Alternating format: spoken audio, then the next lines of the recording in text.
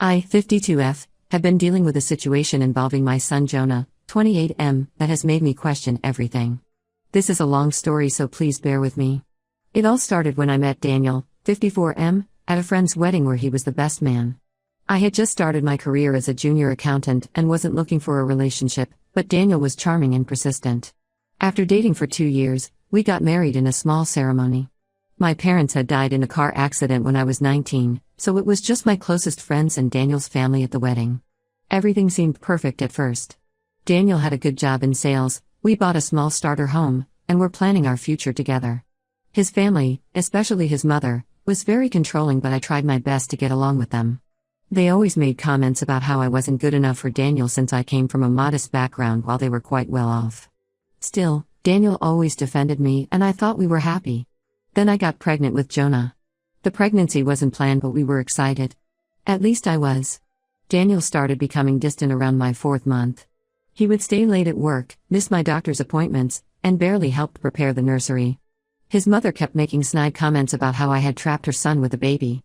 I tried talking to Daniel about it, but he would just say he was stressed about work and providing for a family. When Jonah was born, Daniel seemed to come around for a bit. He was there for the delivery in the first few weeks. But then he started staying out later and later. Sometimes he wouldn't come home for days, claiming he had to travel for work. I was struggling with a newborn, trying to manage everything alone. I had to quit my accounting job because we couldn't afford childcare and Daniel was never home to help. When Jonah was 6 months old, I woke up one morning to find Daniel gone. All his clothes were missing and there was just a note on the kitchen counter. He wrote that he wasn't ready to be a father, couldn't handle the responsibility, and needed to find himself. He said not to try to contact him. When I tried calling, his number was blocked. His work told me he had quit 2 weeks ago. He had emptied our joint account, leaving me with just $800. His family turned completely hostile. His mother spread rumors that I had baby-trapped Daniel and driven him away with my neediness. They refused to help or even see Jonah. I was completely alone with a baby, no job, and barely any savings. I had to sell our house quickly at a loss just to have some money to survive on. I moved into a tiny 1-bedroom apartment and started looking for work. It was hard finding a job after the gap in my resume. No accounting firm would hire me. Finally, I got a job as a receptionist at a dental office during the day. The pay wasn't enough, so I also started waitressing at night. My elderly neighbor Martha was a godsend. She offered to watch Jonah while I worked. She had never had children of her own and treated Jonah like a grandson. Those early years were exhausting. I would work at the dental office from 8 to 5, rush home to feed Jonah, then work at the diner from 7 midnight. Martha would put Jonah to bed and stay until I got home. On weekends I would pick up extra shifts while trying to spend quality time with Jonah. There were many nights I cried myself to sleep from exhaustion, but looking at Jonah's face gave me strength to keep going. As Jonah grew up, he naturally started asking about his father. Around age 5, he came home crying because kids at school teased him about not having a dad. I never badmouthed Daniel but told Jonah the truth in age-appropriate ways, that his father wasn't ready to be a parent and had left. Jonah seemed to accept it, but I could tell it bothered him, especially during father-daughter dances or school events where other dads were present. Despite everything, Jonah and I developed an incredibly close bond. He was such a bright, sweet kid. He would make me cards and breakfast in bed for Mother's Day, telling me I was the best mom and dad. I worked hard to give him as normal a childhood as possible. I saved every extra penny for his future, never buying anything for myself. Martha taught him to play chess and would take him to the library while I worked. Jonah did well in school and was active in the computer club. When he was 17, he got accepted to a good college with a partial scholarship. I was so proud. All our struggles had been worth it. I took out loans to cover the remaining tuition, telling Jonah not to worry about the debt. He graduated with honors and got a great job at a tech company, making more money than I ever had. That's when everything changed. Jonah started becoming distant and would barely call or visit. When I asked what was wrong, he would say he was just busy with work. Then last year, he finally told me he had been in contact with Daniel for the past 2 years. Apparently Daniel had found Jonah on Facebook and sent him a long message apologizing, saying he had grown up and wanted to build a relationship. Jonah started spending all his free time with Daniel and his new family. Daniel had remarried and had 2 other kids, a fact that felt like a knife in my heart. He chose to be a father to them but not to Jonah. Still, I kept my feelings to myself, not wanting to come between them if Jonah was happy. But it got worse. Jonah started spending holidays with Daniel instead of me. The final straw was when Jonah told me that Daniel had explained his side of the story, that I had been too clingy and demanding back then. Daniel told Jonah that I had suffocated him with constant needs and guilt trips about providing for us. Jonah said he was starting to see that maybe if I hadn't been so needy, his father wouldn't have left. He even suggested I get therapy for my dependency issues. I was completely shocked. After 27 years of sacrificing everything for Jonah, he chose to believe the lies of a man who had abandoned us. I tried explaining my side, but Jonah wouldn't listen. He said he needed space for me to build a relationship with his father without my toxic influence. Then he announced he was quitting his job and moving across the country to be closer to Daniel. Just like his father had done, Jonah blocked me on everything. I was completely heartbroken but decided to focus on myself. I finally went back to school for accounting certifications and got a better job. Martha helped me through the depression of losing Jonah. I was just starting to rebuild my life when Jonah showed up at my door last week. Apparently the tech company he moved to had massive layoffs and he lost his job. Daniel had encouraged Jonah to quit his previous stable job with promises of helping him start his own business. But now Daniel was refusing to help him since he wasn't running a charity. Jonah had burned through his savings and needed to move back in with me until he found something new. The worst part was how he acted like nothing had happened. He just expected me to welcome him with open arms after he abandoned me for Daniel and believed his lies. I refused. I told him he had made his choice when he chose Daniel over me, and I wasn't his backup plan when things got tough. Jonah got angry and said I was being petty and cruel. He brought up how I had always taught him to help family. I told him he clearly didn't consider me family anymore when he sided with Daniel. He stormed off calling me heartless and manipulative, the same words Daniel had used about me. Some mutual friends are saying I'm being too harsh and should help my son since he's going through a hard time. But I spent 27 years of my life dedicated to Jonah only for him to throw me away for the man who abandoned us. Now he only wants me when he needs something. Ida for refusing to help him? Update 1. Things have gotten way more complicated since my last post. The situation with Jonah has snowballed into something I never expected. After Jonah stormed off that day, he apparently started telling everyone his version of events. Several of my co-workers and old friends reached out to say Jonah had contacted them. He was painting me as a bitter, controlling mother who couldn't handle him having a relationship with his father. He told them I was trying to punish him for daring to get close to Daniel. One of my oldest friends, Sarah, called me in tears.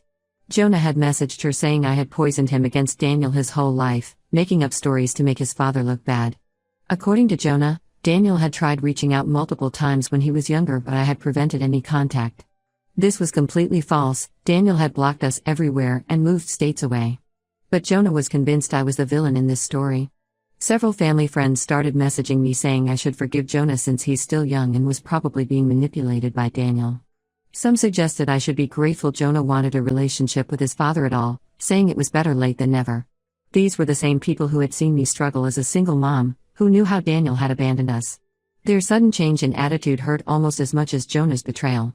I was trying to process all this when Martha called me last week. Martha is 82 now but still sharp as ever. She was very upset, her voice shaking as she told me about a visit Jonah had paid her a few months before he moved to be with Daniel. Apparently, he had shown up at her house asking questions about when he was a baby and about Daniel leaving us. Martha said she had been happy at first, thinking Jonah wanted to understand his history better. She told him everything, how devastated I was when Daniel left, how I would come home at midnight exhausted from working 2 jobs but still take time to rock Jonah to sleep. She told him about the times I had to choose between buying food and paying bills, how I would eat less so Jonah could have enough. Martha had helped where she could, but she was living on a small pension herself.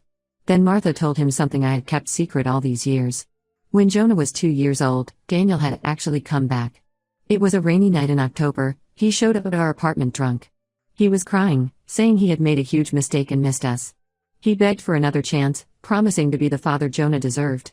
I was young and still in love with him, so I let him stay. For 2 days, Daniel played with Jonah, bought him toys, and acted like the perfect father. He promised to pay back all the child support he owed and help us move to a better apartment. I had been saving every extra dollar I made for 3 years, putting aside $3,000 for Jonah's future. It wasn't much, but it represented countless extra shifts and skipped meals. Daniel saw me counting it one night when I was planning to open a college fund for Jonah. The 3rd morning, I woke up to find Daniel gone again. This time he had taken all the money with him. He left another note saying he was sorry but he needed it for a fresh start. I was too ashamed to tell anyone what had happened. I filed a police report, but they said it would be hard to prove since I had willingly let him into our home. I worked even harder to rebuild our savings, picking up extra weekend shifts while Martha watched Jonah. When Martha told Jonah this story, his reaction shocked her. He accused her of lying to make his father look bad. He said Daniel had already warned him that people would try to turn him against his father with fake stories. He told Martha she should be ashamed of herself for making up lies about a man she barely knew. Martha was deeply hurt. She had helped raise Jonah for years, treating him like the grandson she never had. Now he was calling her a liar to defend a man who had abandoned him. I was furious when I heard this. Daniel wasn't content just poisoning Jonah against me, he was making Jonah doubt everyone who had actually been there for him his whole life. Martha was in tears telling me this, saying she felt like she had lost her grandson. She kept apologizing for telling me, saying she didn't want to add to my pain but felt I should know.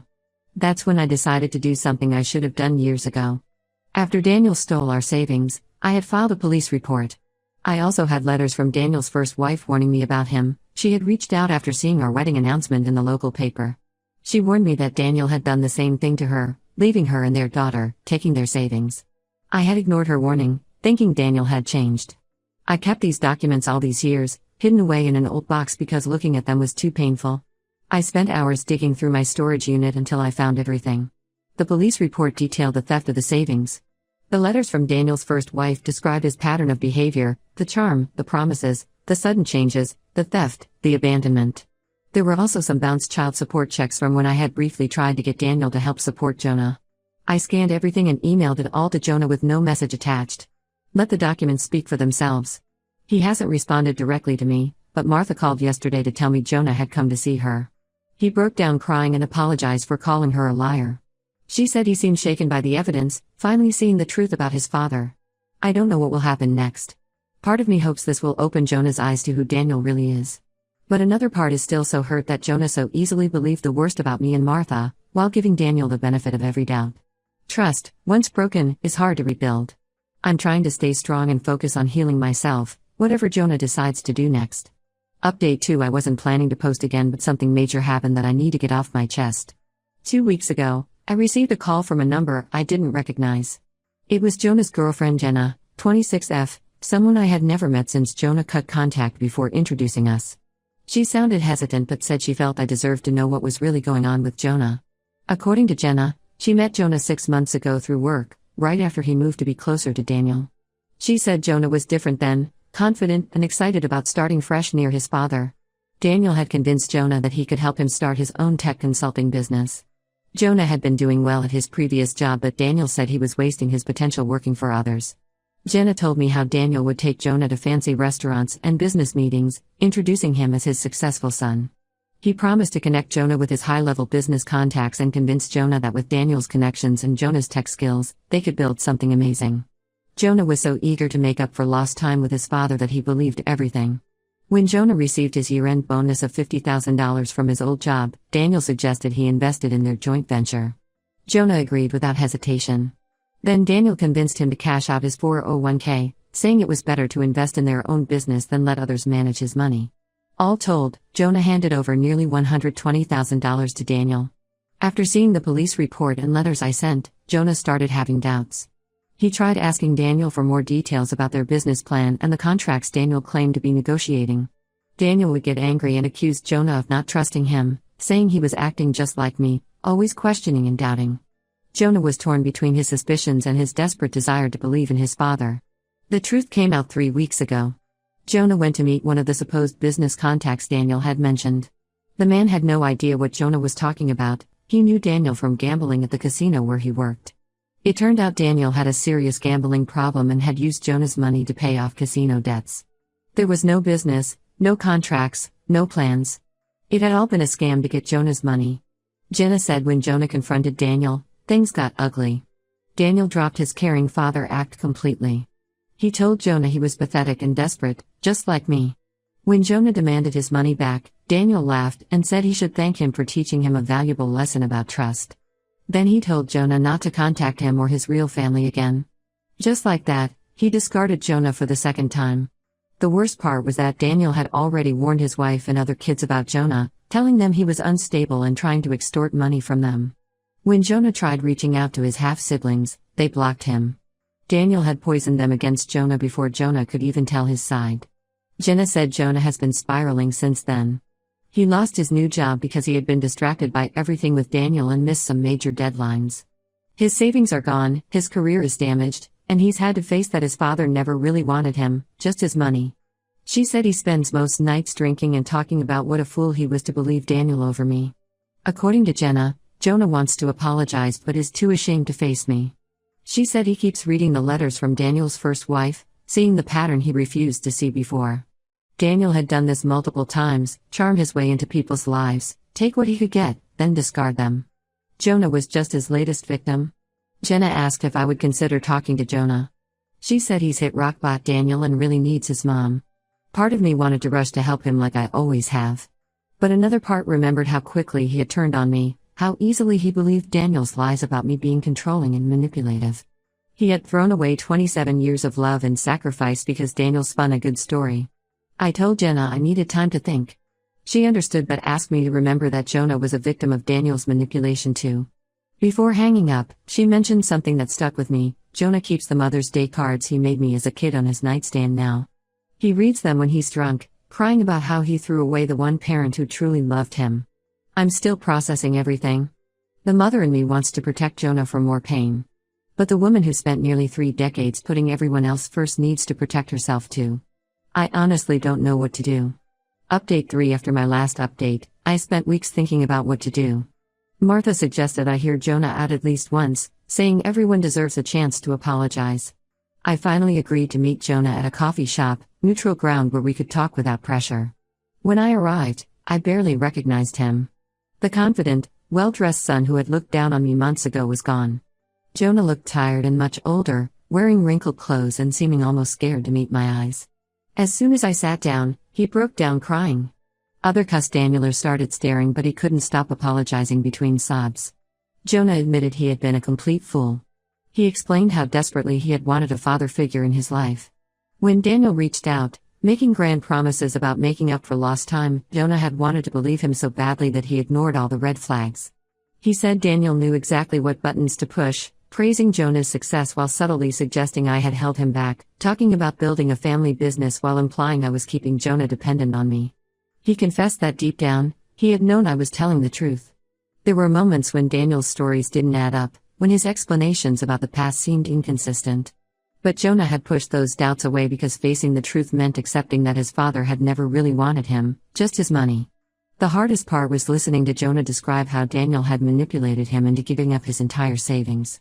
Daniel had started small, borrowing a few thousand here and there, always paying it back promptly to build trust. Then came the big investment opportunity, the promises of making Jonah a partner in the family business. By the time Jonah realized it was all a scam, his money was gone and so was Daniel. Jonah asked if he could move back home while he gets back on his feet. He said Jenna had been supportive but they had only been dating a few months and it was too soon to move in together. He promised to get a job immediately and pay me rent. The way he was almost begging reminded me of when he was little and would promise to clean his room if he could stay up late. But I had to protect myself. I told Jonah I forgave him, holding on to anger would only hurt me more. But forgiveness didn't mean everything could go back to how it was. The trust between us was broken. When he had chosen Daniel, he hadn't just rejected me as a mother, he had rejected every sacrifice I had made, every extra shift I had worked, every meal I had skipped so he could have enough. Instead, I offered him a compromise. I would help him find an affordable apartment and loan him enough for the security deposit. He could pay me back when he was stable again. I also had some contacts from my accounting work who might be able to help him find a job. Jonah agreed it was more than fair, though I could see he was disappointed. Jonah has started therapy to deal with his abandonment issues and the trauma of Daniel's betrayal. He calls me twice a week now and we're slowly rebuilding our relationship. Last week he got a new job at a smaller tech company. The pay isn't as good as his previous position but he seems more grounded. Daniel apparently tried reaching out again last month. He sent Jonah a long email about how he had changed and wanted to make things right. This time Jonah didn't fall for it. He blocked Daniel's email and number. Sometimes the hardest lessons are the ones we have to learn through experience. Martha says I'm being too cautious with Jonah, that a mother's love should be unconditional. But I've learned that setting boundaries isn't the opposite of love, sometimes it's the purest form of it. Jonah and I are both healing, just separately this time. Maybe that's what we both needed all along.